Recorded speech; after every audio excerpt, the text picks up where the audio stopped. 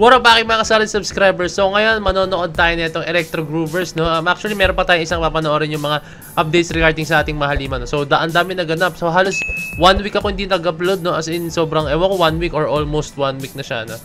Basta grabe na ano lang, kahit nagpahinga lang ako saglit. Ito, tuloy-tuloy tayo, araw-araw ulit tayo uploads and ito, ang dami ko na-miss talaga sa ating community, P-pop community, no? So ito, ayoko na patagalin pa talaga, sobrang excited na ako panood to. Ito, may nagtag lang sa akin nito, may sineo nga daw nila rito yung most of the songs of SB19, no? Ito, no? Hindi ko lang alam kung, pero di kita sa title, oh. Cream Zone and Gento. Tingnan natin, baka solid talaga to. Electro Groovers, kilala ko to since yung isang member dito, anak ng kababata ko, si Francis Reyes, no? And yung kanyang anak dito, si Travis, no? So, ayoko na patagalin pa mga 18. So, without further ado, let's all watch this. Let's go! Woo! That's what? Hey, solid na nasa kitang mali ito kanina. Hey! Look at that. Yung kung power pag-uusapan, napaka-solid ng galaw nito mga to. Let's go! Woo! Black Crimson Drip. Woo! So remix yung ginawa nila. Look at that. Grabe yung ano, yung picking siya pero isolation. Grabe din yung stance nila. Hey, let's go! Woo! Hey!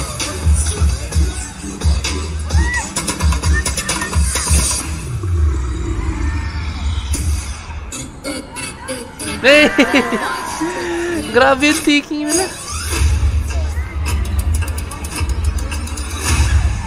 Hop! Ewan ko lang ha, parang hindi na medyo na-execute. Dapat medyo round na pa ganyan na. Pero nangyari parang nag-hold siya tapos gumanon. Ganyan nangyari. Ito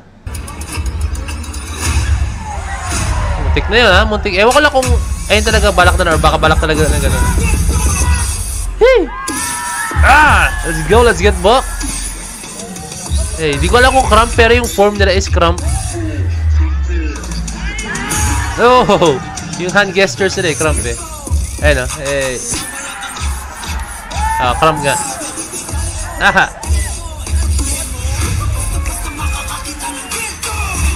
Gento, let's go. Gento, let's go. Gento, let's go. Boom! Let's go! Oh! Ang lakas! Grabe yung hip movements na. Ay! Let's go! Yung... Ay! Sorry, pause ko lang. Akala ko yung... Pero hindi ba nila? Yung sa ano to? Yung sa... Everybody in the club reaching word. Yung gano'n, ako kung anong kanta niya yun, hindi ko malala, hindi ko rin direct yung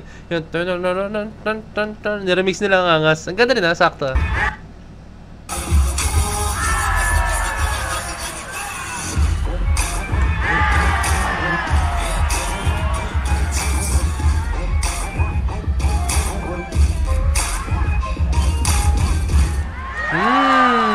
Let's go. Grabe ang solid nila mag-perform talaga sin, sobrang solid nila. Galing natin Electro Groovers. So, watch out nyo yung Electro Groovers. Actually, nakaka-proud din kasi sila yung nag-represent sa Philippine Salsa World of Dance, no? Sa Junior Division, if I'm correct, no? And nag-champion sila, no? Las Vegas yun, mga... Las Vegas ba or Los Angeles? Basta, ano siya, sa US. US siya, nag-end up, no? Solid. So, I'm proud of them talaga kasi na nakatuwa lang. Kasi, syempre, Pinoy.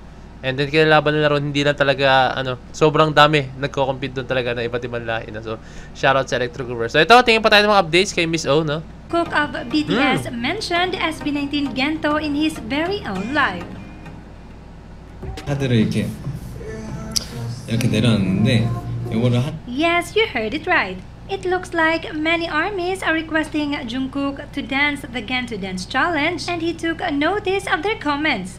Watch this. 키가 177보다 클 줄 알았다고? 고맙다. 크게 봐줘서. 근데 77이다. 셀카.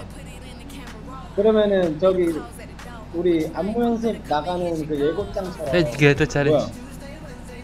내가 뭔가 봤는데 형 이러고 뭔가 미안해 동생아 이게 댓글이 너무 빨라서 우리 긴 거는 내가 읽을 수가 없어. 겐토 친. Puro Korean yung words. 겐토 그거 맞아. Ay no, Gento! Gento! Uy! Wow, ang sarap naman sa tenga nun. Wow. Grabe yun. Ano rin? Gento. 켄토 Eh, no?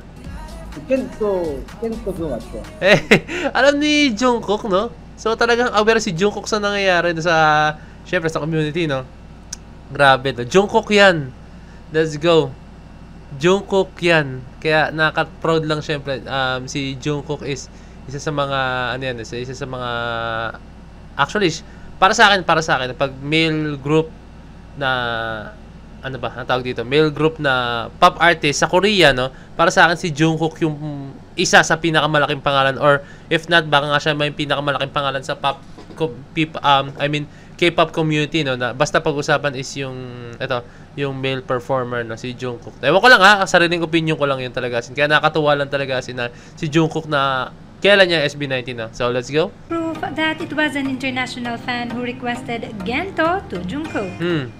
Jungkook mentioning Gento in his live made news, and in fact it trended in the online world. Many Filipino K-pop fans and of course the 18th became elated and excited over this happening.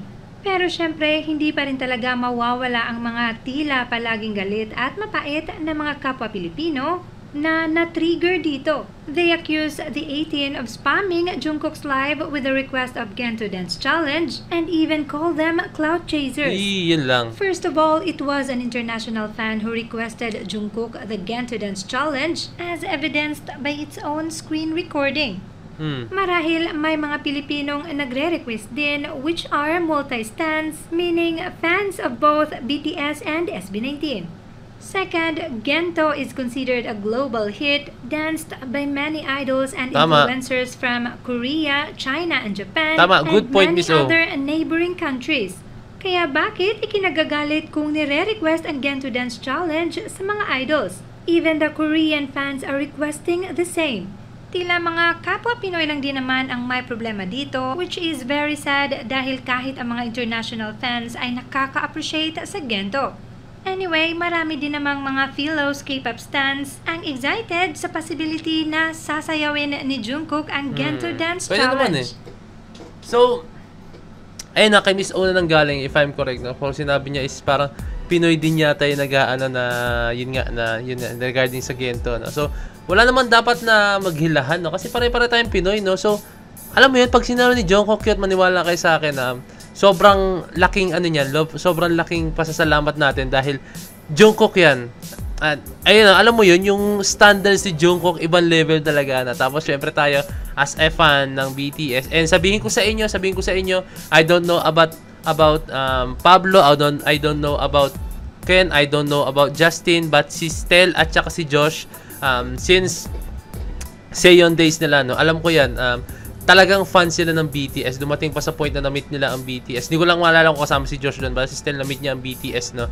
And yung kinover niya nga noon that time, yung ginaya niya is talaga, yung parang identity niya is si Jungkook, no. So, idol na yan. So, wala namang masama doon. But hindi naman ako nakita ng masama doon, like, mag-spam kayo na i-request nyo yung Gento, and sabi nga ni Miss O, no, yun nga, worldwide talaga alam na yung Gento, no. So, wala naman. Buti sana kung ano yan, kumbaga, alam mo yun, may sinasabing mali like, uy, sayo mo naman tong Gento, ano ba na to, KJ, mga ganun. Wala naman eh, sinabi lang naman ng fans, I don't know kung ano, yung ano nagbanggit ng fandom, pero sinabi lang naman is, yun nga, sayawin mo tong Gento, no, please, parang ganun, Gento, Dance Challenge, please, mga ganun. Wala naman sinabing bad words or what, no. Kaya, please, itigil na natin yung mga ganyan, kasi, alam mo yun, maging masaya na lang tayo, na nakakatuwa yung ganitong mga nangyayari. Kaya maging masaya na lang tayo, stay positive, and ayun, enjoy natin yung mga nangyayari sa ating buhay. No? So ayun lang, kung meron ka pa, comment, double message ako sa Facebook page, The Point of Pet, so DC Point of Pet signing out. Peace, let's G.